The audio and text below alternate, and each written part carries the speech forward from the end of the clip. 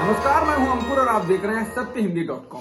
सत्य हिंदी का Android app download करने के लिए डिस्क्रिप्शन में जाइए, वहां पे एक लिंक दिया गया है, वहां से आप डाउनलोड कर सकते हैं। अब एक नजर डाल लेते हैं अब तक की खबरों पर। उत्तर प्रदेश के विधानसभा चुनाव में मतदान शुरू होने से पहले बीजेपी की मुश्किलों में इजाफा हो गया है।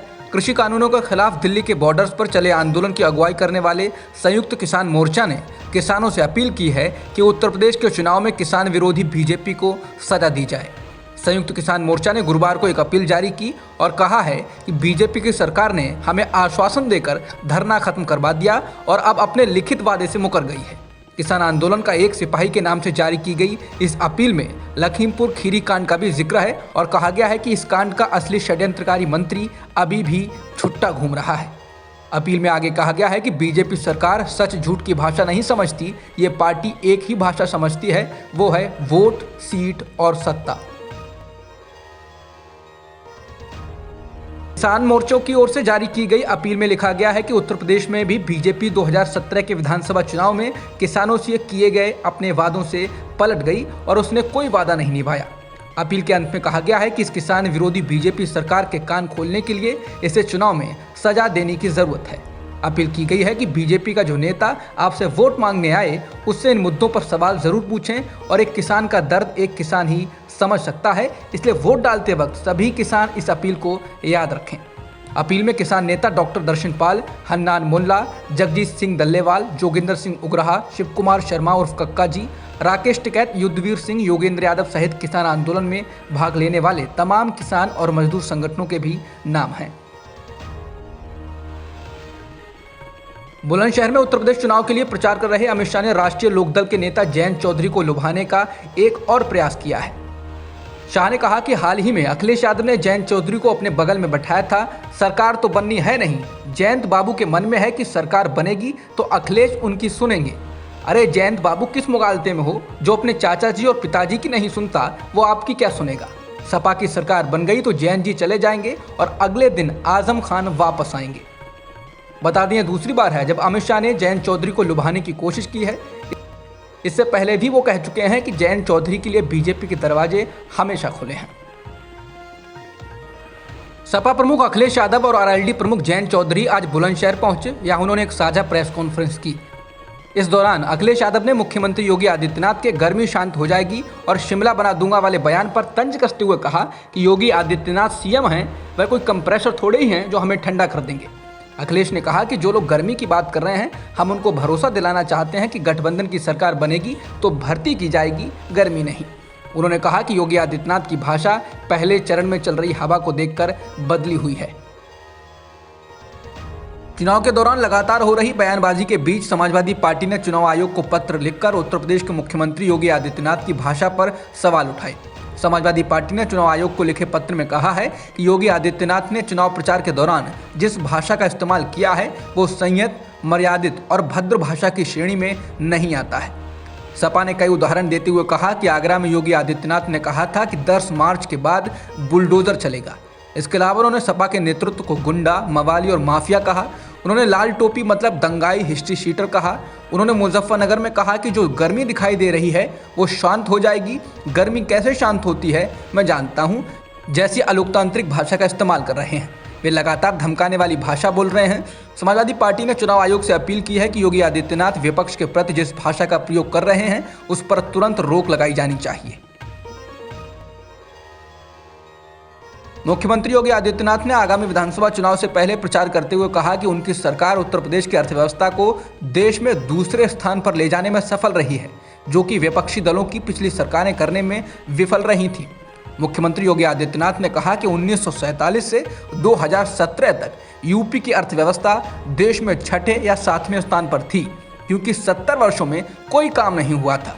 जब से बीजेपी ने सत्ता संभाली है, हम केवल 5 वर्षों में राज्य को दूसरे स्थान में सफलतापूर्वक ले आए।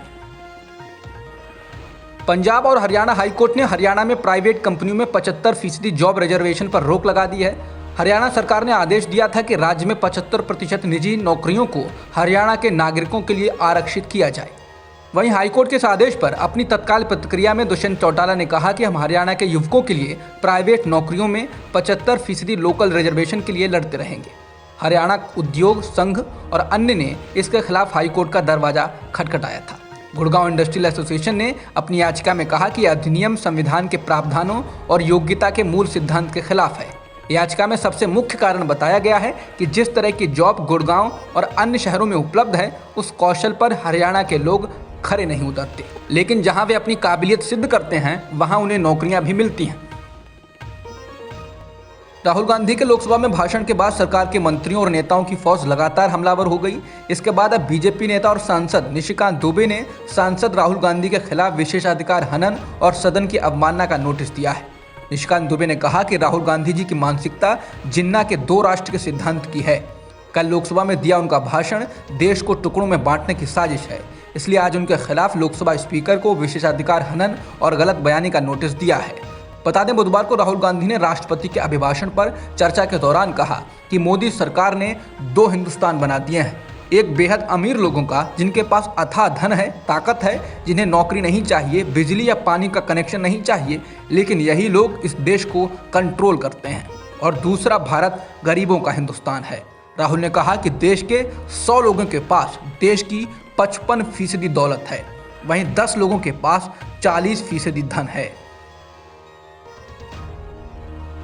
साल 2020 में लद्दाख के गलवान में भारत और चीन के सैनिकों के बीच हुई हिंसक झड़प में चीन के 38 जवान मारे गए थे। ये बात एक ऑस्ट्रेलियाई अखबार द क्लैक्समैन ने अपनी रिपोर्ट में कही है। ये रिपोर्ट 1 साल की लंबी पड़ताल के बाद तैयार की गई है। अखबार ने अपनी जांच पड़ताल में चीन के ब्लॉगर्स, चीनी नागरिकों से मिली जानकारी और चीनी अफसरों के द्वारा डिलीट कर दी गई मीडिया रिपोर्ट्स को शामिल किया है। बता दें कि पहले तो चीन लंबे वक्त तक इनकार करता रहा कि गलवान में हुई झड़प में उसके किसी सैनिक की मौत नहीं हुई है, लेकिन बाद में उसने स्वीकार किया था कि उसके 4 सैनिक इस झड़प में मारे गए थे। चीन ने बीजिंग ओलंपिक खेलों के मंच को भी राजनीति का अखाड़ा बना दिया। चीन ने 2020 में गलवान घाटी में भारतीय सेना के साथ झड़प में शामिल रहे चीनी सेना के रेजिमेंटल कमांडर को बीजिंग ओलंपिक में मशालची बनाया है, यानी टॉर्च बेयरर बनाया है। इसको लेकर अमेरिकी सीनेट विदेश संबंध समिति रैंकिंग सदस्य जिम रिच ने कहा कि शर्मनाक है कि बीजिंग ने ओलंपिक 2022 के लिए एक मशालची को चुना जो 2020 में भारत पर हमला करने वाले सैन्य कमान का हिस्सा है और उइगुरों के खिलाफ नरसंहार को लागू कर रहा है। अमेरिका उइगुर स्वतंत्रता और भारत की संप्रभुता का समर्थन जारी रखेगा। राष्ट्रीय स्वयंसेवक संघ के वरिष्ठ नेता इंद्रेश कुमार ने हरिद्वार की धर्म संसद में मुसलमानों के खिलाफ की गई भड़काऊ बयानबाजी की निंदा की। न्यूज़ एजेंसी पीटीआई को दिए इंटरव्यू में इंद्रेश कुमार ने कहा कि राजनीतिक दलों और उनके नेताओं को नफरत फैलाने और समाज के एक वर्ग को दूसरे वर्ग के खिलाफ खड़ा करने से बचना चाहिए। इंद्रेश कुमार ने कहा कि जो भी लोग भड़काऊ बयानबाजी करते हैं उनके खिलाफ कार्रवाई होनी चाहिए और इससे कोई फर्क नहीं पड़ना चाहिए कि वो कोई बड़ी शख्सियत हैं या किसी राजनीतिक दल या समूह से संबंध रखते हैं। संघ के ही संगठन राष्ट्रीय मुस्लिम मंच के संयोजक इंद्रेश कुमार ने कहा कि किसी समुदाय, जाति या समूह के खिलाफ भड़काऊ बयानबाजी करने या उन्हें बांटने के बजाय भाईचारे और विकास की राजनीति की जानी चाहिए। शिवसेना के सांसद और प्रवक्ता संजय राउत ने मोदी सरकार पर निशाना साधा है। अपने करीबी को ईडी द्वारा गिरफ्तार किए जाने पर संजय राउत ने कहा कि पहले उनके करीबी को डराया गया और धमकाया गया, लेकिन जब वो नहीं झुके तो उन्हें गिरफ्तार कर लिया गया। राउत का कहना है कि यह सिर्फ 2024 तक ही चलेगा। राउत ने ईडी द्वारा अपने एक करीबी को गिरफ्तार किए जाने पर ट्वीट कर लिखा, पहले लालच दिया गया, ऑफर्स दिए, फिर डराया धमकाया, तब भी झुका नहीं तो परिवार को धमकाया गया। हमने कहा छोड़ दो, नज़रअंदाज करो, इन्हें जाने दो, तो अब सेंट्रल एजेंसी को हमारे पीछे लगाया गया। चलता है 2024 तक ही चलेगा, पर हम झुकेंगे नहीं। राउत ने यह ट्वीट उस वक्त किया जब ईडी ने मनी लॉन्ड्रिंग के एक मामले में उनके करीबी और बिजनेसमैन प्रवीण राउत को गिरफ्तार कर लिया। पंजाब में कांग्रेस का सीएम चेहरा कौन होगा, इसे लेकर कांग्रेस हाईकमान पार्टी के नेताओं कार्यकर्ताओं के बीच सर्वे करवा रहा है। द ट्रिब्यून के मुताबिक हाईकमान 4 फरवरी के बाद कभी भी सीएम के चेहरे का ऐलान कर सकता है। सर्वे के दौरान पार्टी की ओर से विधायकों, राज्य में पार्टी के पदाधिकारियों, कार्यकर्ताओं, फ्रंटल संगठनों से जुड़े नेताओं से फोन कॉल कर और इंटरैक्टिव वॉइस रिस्पॉन्स सिस्टम के जरिए उनकी राय ली जा रही है। इसके अलावा कांग्रेस के शक्ति ऐप पर भी इस मुद्दे पर फीडबैक मांगा जा रहा है। कांग्रेस के एक वरिष्ठ नेता ने द ट्रिब्यून को बताया कि शुरुआती रुझान बताते हैं कि मुख्यमंत्री चरणजीत सिंह चन्नी सीएम के चेहरे की दौड़ में काफी आगे हैं। राहुल गांधी ने बुधवार को लोकसभा में कहा कि हमारी रणनीति रही है कि चीन और पाकिस्तान को अलग रखना। लेकिन मोदी सरकार ने चीन और पाकिस्तान को एक साथ ला दिया। राहुल गांधी ने इसको एक बड़ा अपराध कहा। उन्होंने कहा कि ऐसा करके उन्होंने बहुत बड़ी गलती की है। राहुल ने इसके साथ ही चीन के विजन को समझाया। इसको लेकर अब भारत सरकार की ओर से पलटवार किया गया। विदेश मंत्री एस जयशंकर ने कहा कि राहुल गांधी ने संसद में आरोप लगाया कि पाकिस्तान और चीन को मौजूदा सरकार करीब लाई है, उन्हें इतिहास का पाठ पढ़ाया जाना चाहिए। उन्होंने ट्वीट कर लिखा कि 1963 में पाकिस्तान ने गैर कानूनी तरीके से शख्सगाम वैली को चीन को सौंप दिया। चीन ने पाकिस्तान द्वारा कब्जा की गई कश्मीर के बीचों बीच से गुजरने वाला काराकोरम हाईवे को 1970 के दशक में बनाया। 1970 के दशक से दोनों देशों के बीच घनिष्ठ परमाणु सहयोग भी था। 2013 में चीन पाकिस्तान आर्थिक गलियारा शुरू हुआ।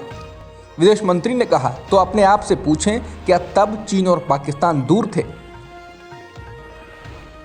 भारतीय नागरिकता साबित करने का केस लड़ रहे असम के मानिक दास ने हताश होकर खुदकुशी कर ली। तमाम दस्तावेज पेश करने के बावजूद उनका नाम और उनके परिवार का नाम नेशनल रजिस्टर ऑफ सिटीजन्स यानी एनआरसी लिस्ट में था। एनडीटीवी ने इस खबर का खुलासा किया है। अगस्त 2019 में प्रकाशित एनआरसी सूची को औपचारिक रूप देने के बाद असम में एनआरसी फिलहाल ठंडे बस्ते में है। असम के मोरीगांव जिले में 60 वर्षीय मानिक दास को एनआरसी में बांग्लादेशी बताया गया था। उनके परिवार का कहना था कि मानिक को बांग्लादेशी प्रचारित किए जाने के प्रभाव के कारण उन्होंने जान दी। एनआरसी में नाम आने के बाद मानिक दास मोरीगांव के फॉरेनर्स ट्रिब्यूनल में अपनी राष्ट्रीयता साबित करने के लिए केस लड़ रहे थे।